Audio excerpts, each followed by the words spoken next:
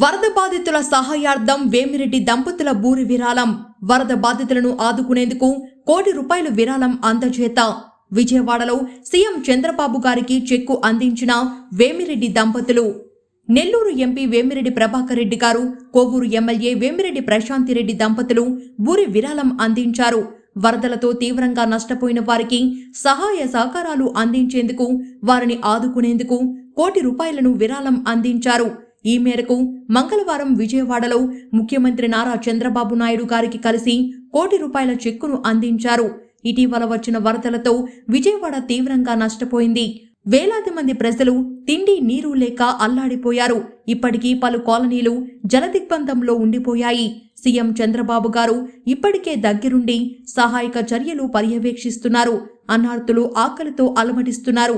ఈ నేపథ్యంలో వరదలతో తీవ్రంగా ఇబ్బందులు పడ్డ ప్రజల సహాయార్థం, వారి బాగోగుల కోసం ఎంపీ వేమిరెడ్డి ప్రభాకర్ రెడ్డి గారు, వేమిరెడ్డి ప్రశాంతిరెడ్డి దంపతులు ₹1 విరాళంగా అందించి మానవత్వం చాటుకున్నారు. విపత్తు నుంచి ప్రజలు త్వరగా బయటపడాలని ఆయన ఆకాంక్షించారు. ₹1 అందించిన వేమిరెడ్డి దంపతులను సీఎం చంద్రబాబు గారు ప్రత్యేకంగా అభినందించారు.